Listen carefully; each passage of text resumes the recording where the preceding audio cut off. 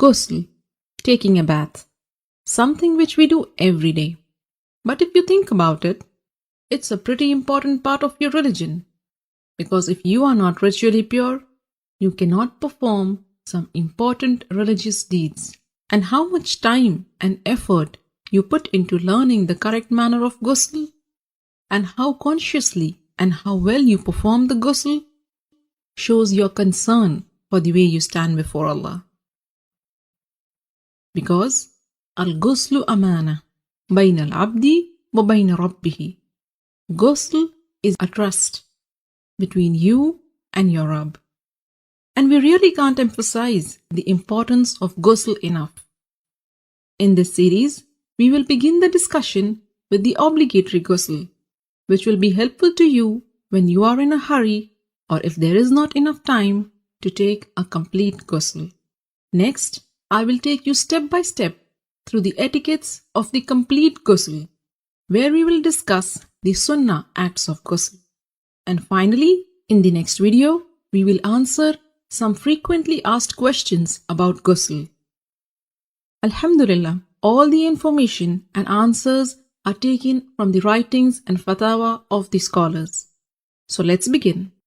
There are two kinds of ritual impurities, the minor impurity and the major impurity, which occurs as a result of janabah, haid or nifas. To achieve tahara from the minor impurity, you only need to renew your wudu, ablution, whereas in the case of major impurity, you need to take a ghusl.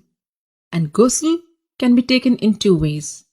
A complete ghusl with all the sunnahs of the Prophet, and a partial or a sufficient ghusl, which means only doing what is obligatory to free yourself from the ritual impurity. So what are these obligatory acts of ghusl? A beforehand niyyah, intention that you are taking this bath to purify yourself from the major ritual impurity, rinsing your mouth and nose, and letting water run over your entire body at least once. Make sure it reaches every part of it, even your scalp under the thick hair. If you manage to do this much, then you have purified yourself from the major ritual impurity. As for the complete ghusl, and this is the mustahab one, and it is how the Prophet ﷺ took a bath.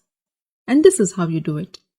Begin with an intention to purify yourself from the major impurity.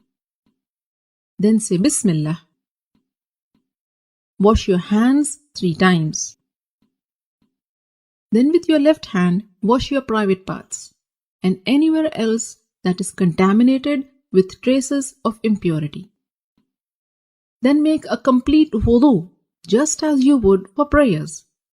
Then pour water over your head 3 times, rubbing and making sure that it thoroughly reaches your scalp. Some scholars said 3 times means once on the right, next on the left, and then in the center. And then pour water and wash the entire body, beginning with the right side, then the left, while rubbing it with your hands so that you are sure you haven't missed any part. So these are the etiquettes of the complete ghusl.